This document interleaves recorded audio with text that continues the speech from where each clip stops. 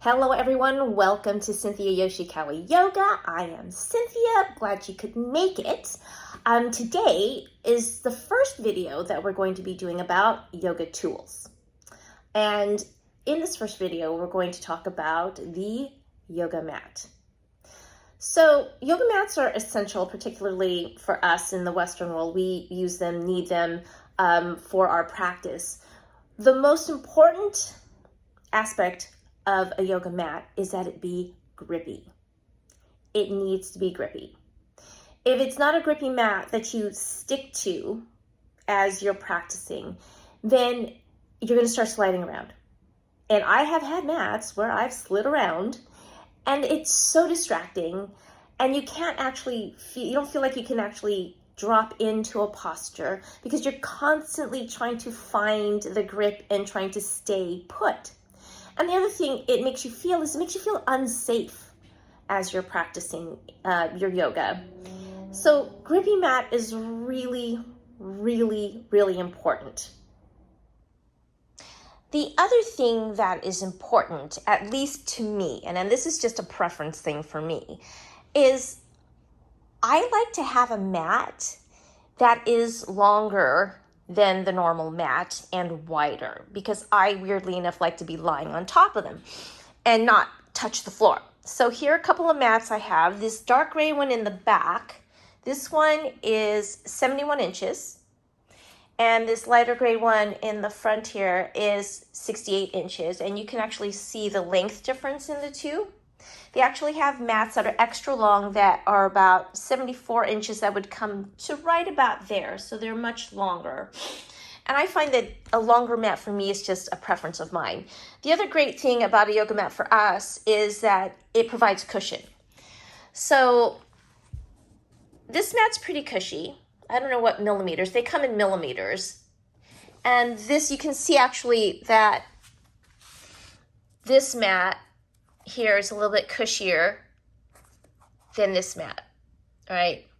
This is actually a pretty thin mat that I use most of the time. And it actually helps us in our practice because, oftentimes knees get really sore from being on a surface that's too hard. So a nice cushy mat is great. They even have mats that are cushier than this one. So you can actually pick the cushiness and the length and the width that you like. And the other thing too you can do with the mat is you can, if you don't have enough cushion, you flip it over and you can put a knee on the flipped over mat. And that actually gives you a little bit that double cushioning for yourself.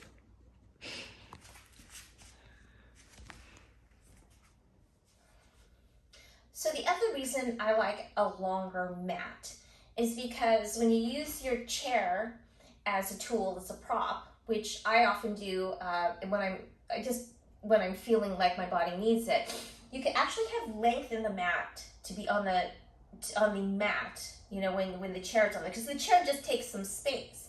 And you have actually a little bit of extra length on the mat, so you can actually be on the mat instead of off the mat, which bugs me. So here I have my chair on the mat. And if I want to practice down dog, I actually have space to do that with. If I put it on my shorter mat,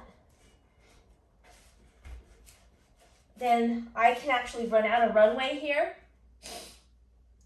And especially if you're taller, you will run out of runway if you have a shorter mat. So that's the other reason I like having the longer mat. And it's just a thing for me. I don't like my body off the mat. It's just weird, I know.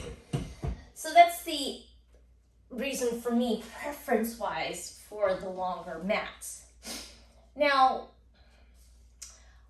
the big question that comes up for a lot of people is like, well, what brand should I get? Well, I actually haven't been able to try very many brands. I've had my dark gray mat for a good 15 years or more, maybe 15 years.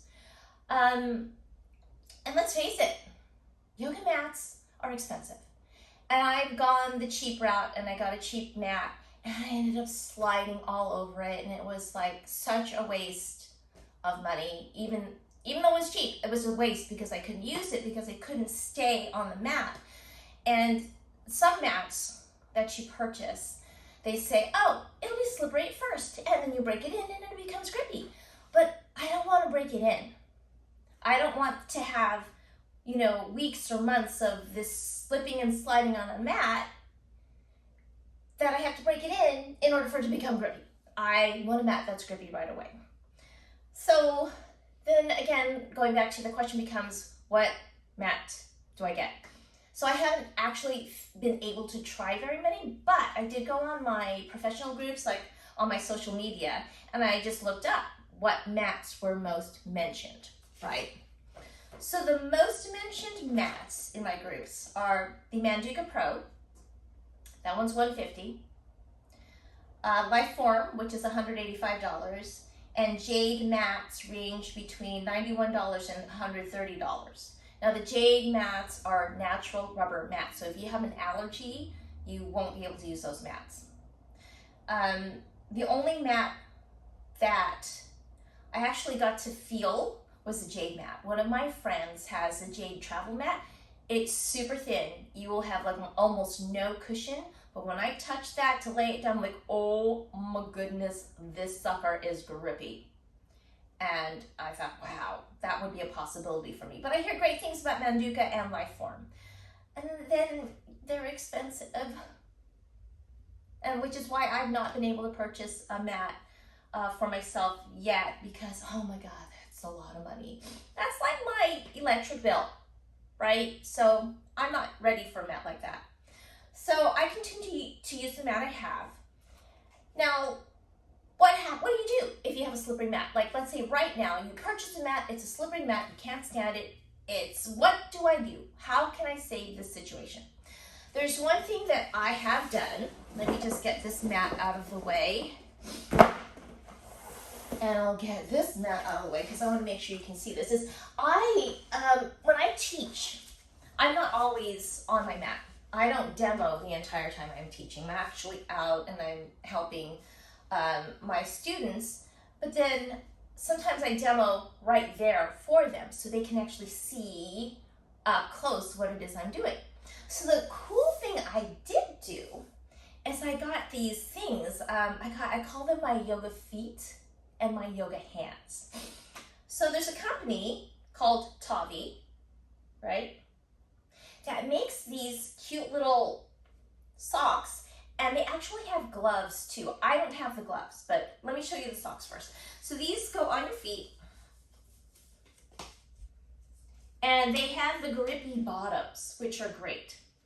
So when I teach, I wear my yoga feet, my Tavis,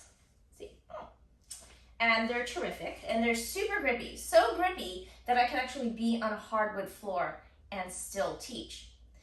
So Tavi does make the gloves for your hands.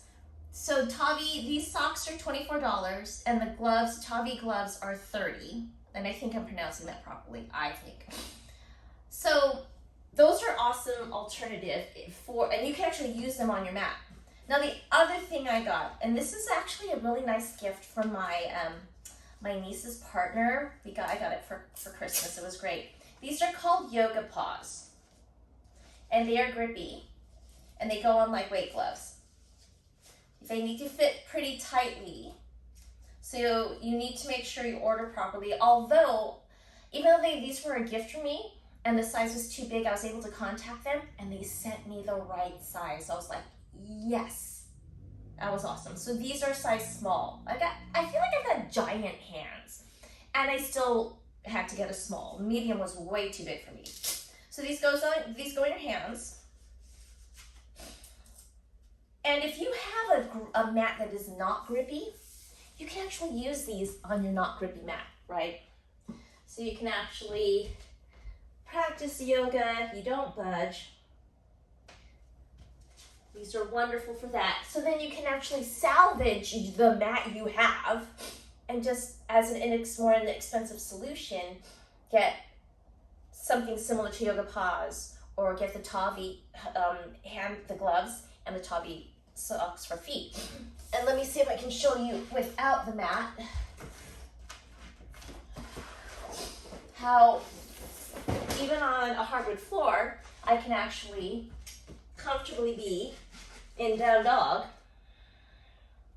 and I don't budge, right? This is amazing. Can I bring a leg up? I don't budge. Bring a leg up. I don't budge. I don't budge at all. So that also makes these guys great for travel. You would only have to pack these guys to travel with. So I wouldn't say that these are a great solution if you have a slippery mat, or if you're going to travel, or even if you teach and you need something that you can just walk around the room with and teach. I would still suggest, at least having a mat at home. It'd be almost like your home base, right? Because when you have a yoga mat, there are a lot of postures where you're on the ground. And it's nice to have that little bit of cushion underneath you, to help with your practice. Because there are a lot of postures that you're going to be wanting to lie on. And then it becomes almost like a space, it's your space to practice. Let me see, was there anything else? I think that's it. So, if you can, invest in a really good mat. I know that some beginner practitioners don't want to dump all that money into a mat and just find that they don't like it. So if you can salvage the mat you have by getting these gloves and some gloves, not these gloves exactly, but similar to these guys, these grippy socks and grippy gloves, and use them with your mat. And that actually is a really kind of nice medium solution so that you can practice and see if you really want to invest your time before you invest your money, right? And this just happens to be, these are things that actually happen to work for me. So let me take these guys off. I just hope that this video was useful, it was helpful, and hopefully it solved a problem, because a slippery mat is definitely a problem. It will make it, if you have a slippery mat, you will not want to practice. You just won't, because you'll be so frustrated and so afraid to slide and fall, and you won't feel supported, and it'll pull you out. And that's just not how you should feel in your yoga practice. You should feel comfortable. You should feel not distracted. So hopefully this information helps you, and because yoga's great and you don't want to have any of those obstacles in the way. So maybe if we clear some obstacles, you'll be able to find the joy in yoga, and because it can really help your body. It really helps you build strength and flexibility. And for me, it's more about being more functionally fit. At my age, honey, I'm not looking to be ripped anymore. I just don't want to fall. And I want to be flexible. And I want to be able to live my life the way I live my life and not let my body hold me back when I can do something about it. So, let me know if this video helped. I actually don't have any affiliate links with any brands, just an FYI. I just don't. I'm so little, nobody cares right now. None of the big companies do. This is just for your information. And I'm actually going to have a series of videos about yoga tools. So this is just the first one. Look for the rest. And all these videos are just basically going to be about the tools that I think, in my opinion, you should have to start with. And substitutes, good substitutes, if there are good substitutes to be had and to replace with. So if you could, please like, subscribe, keep watching, share it. And I look forward to seeing you in the next one. Bye.